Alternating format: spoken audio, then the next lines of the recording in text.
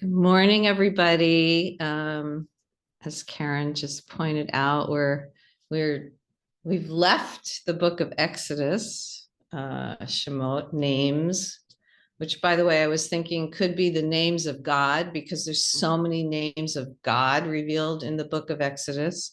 And we've moved into the book that in the Greek Western translation that's generally come down to us is called Leviticus, and in Hebrew that it takes the name Vayikra from the first word of this book.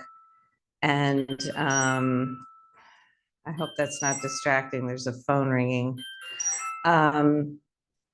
So I've been meditating on this word Vayikra for a few days, and thinking of when do I hear a call?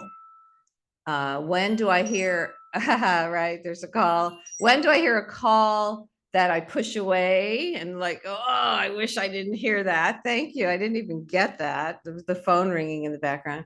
When do I hear a call that actually inspires me to action? How do I receive a call? Like, is it affected by what I'm being called to do? Is it affected by where the caller or the call is coming from? Is it affected by my state of being? And of course, it's affected by all of that. And I'm just going to really dive into that this morning, and really also keeping in mind the bigger picture of Torah, because this is the first chapter, Parashat of the third book, that we've come on such a journey, right? We've come from external liberation to now, wow, what affects our hearts? And I was really thinking this morning how the book of Exodus began with this strong central display of what happens to a heart that is unaffected by a call, and that is Pharaoh's heart. And of course, Torah takes great pains to say, throughout the beginning of the Exodus story, that this is how it's supposed to be. That the creator of form, the shaper of form, Elohim Yud He Vav He, has created the nature of hearts that are not affected. And maybe it's so we can go on a journey through life of growth.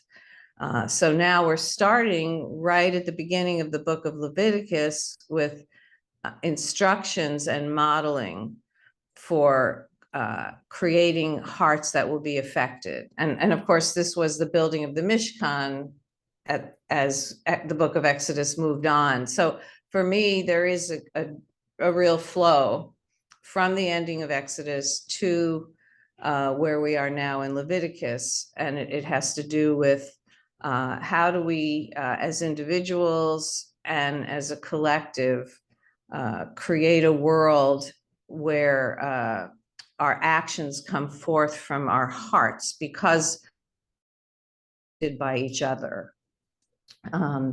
So what moved Moses to answer this call that came from right at the beginning of Vayikra? And they called to Moses, Yud He Vav He Elyon called to Moses. What moved Moses to answer the call? And the first thing that really leaps out is it's a calling in. So Moses is almost literally called into what our tradition calls the tent of meeting. So it's a calling in to meet, come in to meet me. And I want to talk in a minute about, what is, calling out or calling in. What is more effective, or what can we do? What inner work and what collective work can we do so that our calls really are calling in, and so that they're heard as calling ins? Because there's both, right? There's the skillfulness and intention of a speaker when you're asking someone to hear you and hear what brings you aliveness, which is the call in, and how it's heard, right? So everybody is called on to do this work of hearing the aliveness, hearing a request, hearing instructions as a call to aliveness. And of course, that is the name, right? Yud He Vav He. It's something that we fill with aliveness through our imaginations because we don't really know what it means and we can't even pronounce it. So this whole book is a call to create a world, a society, a structure that's completely interdependent. The priests, Moses, Godding, the people, men, women, it's everybody is called to kind of weave together this way of hearing and listening that creates aliveness, that makes it possible for aliveness to now continue to dwell in our midst.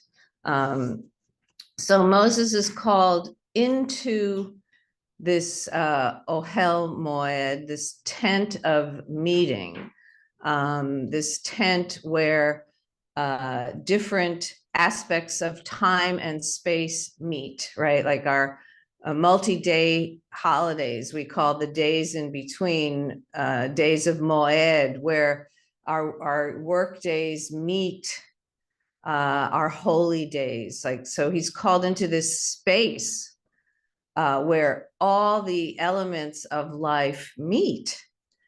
And that is where there is aliveness, right? It's pure vulnerability. I think that's something else that's really coming through here, that now that we are moving into more and more levels of what it means to live freely, to live as free beings in a world where there is, in Toyrah's world, an omnipotent caller of all shots. We're still absolutely called upon to live as free beings. That is, I think, the formula that the Buddha discovered when he said life is suffering. Because we have this call to live as free beings, and there's a whole other level on which our choice is completely limited by every aspect of who we are and what we're born into.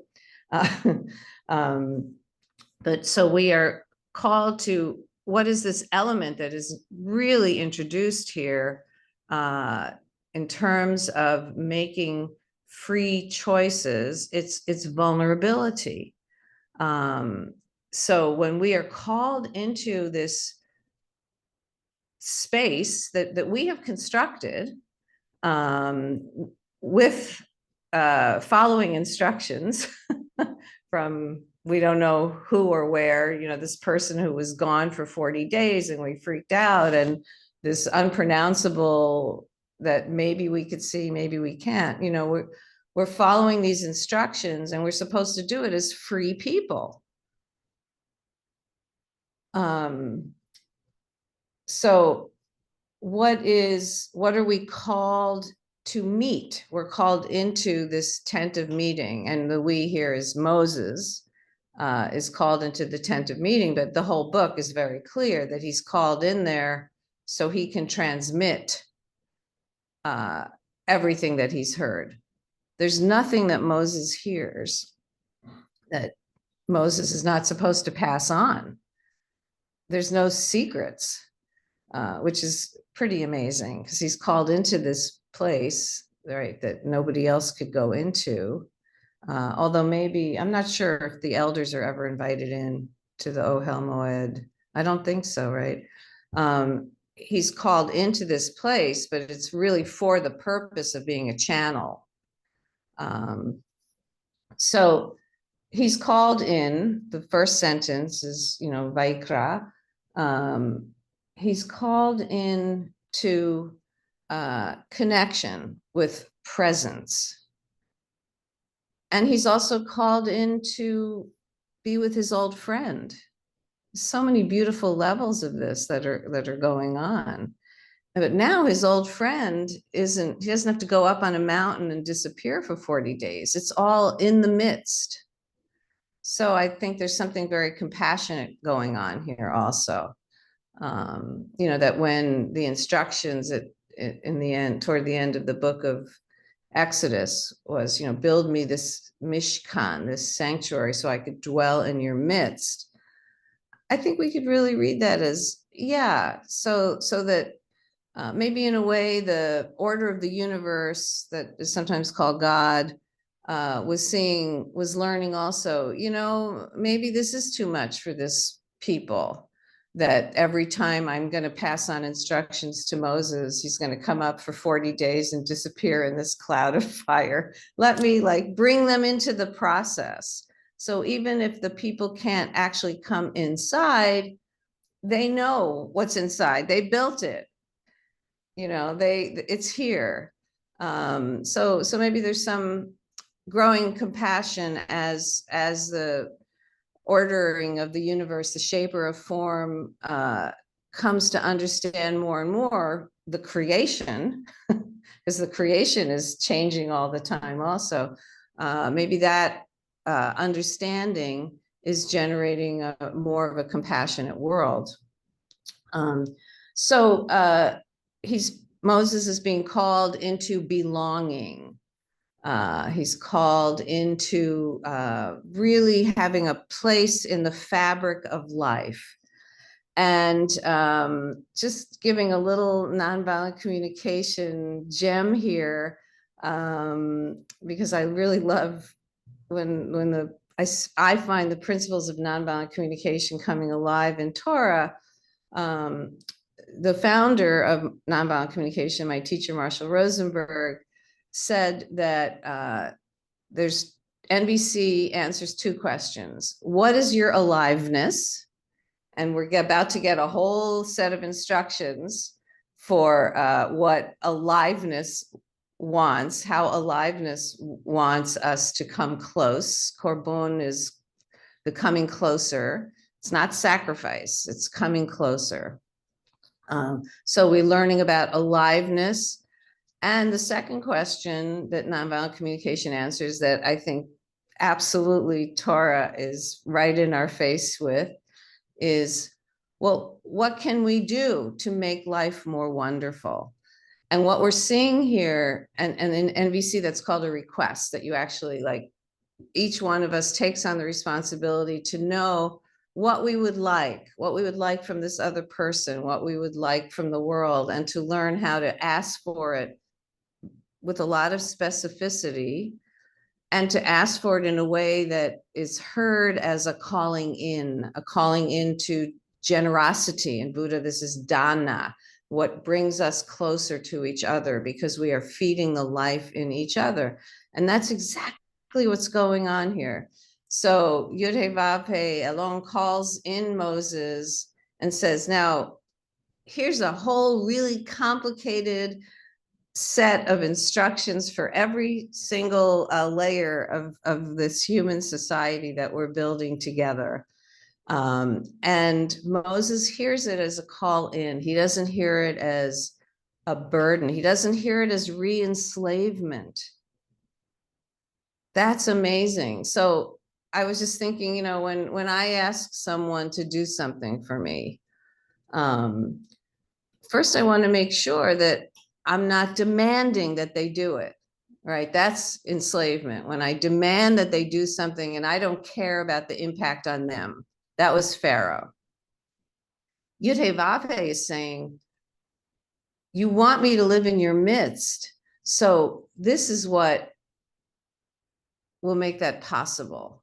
This is how I want to serve you. It really becomes a serving of you. I'm going to help you expiate your guilt when you make mistakes.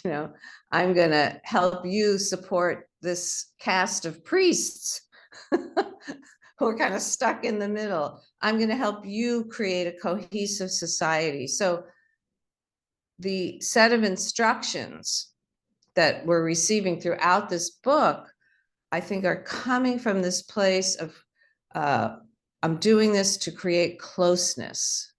That's what the Corbon is. So this is how we want to learn from an NVC point of view, to have our requests heard, a request for closeness, not a request to dominate, not as demands, but rather, this is what would bring me such joy and aliveness. Will you join me in this so that we can really be together? And to me, that's also this whole concept of calling in, that, hey, when you spoke that way, it really kind of triggered a lot of stuff in me. Like, are you speaking to me that way because I'm a woman or because I'm a person of color? Can we talk about that? So how do we speak our truth? Because we know Yud-Heh-Vav-Heh is speaker of truth all the time. How can we speak our truth in a way that our strong intention is to create connection? And a real symbiotic connection, right? Not domination. So Moses is called in to receive these specific instructions to connect with aliveness and closeness. And what permeates the whole ritual of closeness is generosity. And when we look at the details, don't give something that's blemished. Don't give something that you don't want. Don't give something that you have aversion to. In fact, give something that is from your flock, that you have cared for, that you are in relationship with. And give something that when you give it, this is certainly the animal bringing in, put your hands on it so that you are connected to the aliveness that you are now bringing in to this whole circle of society. It's a really beautiful, powerful, challenging model for generosity. These rituals are, the details of them, can we hear them as invitations to aliveness and closeness and mindfulness, rather than, because it's completely contrasted to the scene of the building of the golden calf. Mayhem, like they threw things in the fire and a bull or a calf appeared. I don't think Aaron was making that up. I think that's what happened, because it was this total golden calf. This is right back in Exodus, where the other thing they were building, it was like they weren't even building it. They were not present. So what we're getting here is a continuation, right, of the mindful, attentive awareness of the building of the Mishkan. And it's so clear that when we give each other gifts that have meaning to both, right? And when we create a structure of society that's based on that kind of giving and receiving, we're going to build a cohesive society. Okay, just to finish, I know I'm a little bit over time. I want to say that this week, yesterday, I answered a call that I had heard. I went last week to B'nai Jeshurun, a large Jewish synagogue here in Manhattan, where 5 different synagogues had were co-sponsoring an event that brought 3 Israeli reservists to come and speak about what's going on in Israel. And these are all very high ranking. One of them was a brigadier general, and they spoke about what's going on and why they themselves have told the new government they will not serve under this new government. They will not serve. So again, we're seeing the echoes here of what is it that we want to serve and what are we being called on to serve. And the call that I heard from them and also from a number of Israelis in the audience was to go to Washington Square Park yesterday to join hundreds of Israelis who are protesting and calling for an end to this new government. They're not just protesting this new government. They're saying this government is got to go. And I answered that call because I felt so deeply touched as an American Jew to be called by Israelis to join their struggle. And they were eloquent at B'nai Jeshurun saying, we need you. Your government is funding what's going on. People in America are behind all of this. Please come and join us. And it was very moving for me. And in the end, I realized it was because it gave me this sense of participating in the wholeness of the people. So I just want to say what the message I got this week from hearing this call from Israeli democracy demonstrators and from Vayikra is that the more I could hear someone's call to me and someone's requests of me as a call to wholeness, for us to enter into one cycle, one life, to create aliveness together, the more I could hear that, I think the more I will come forth with a willing heart. So thank you, everyone.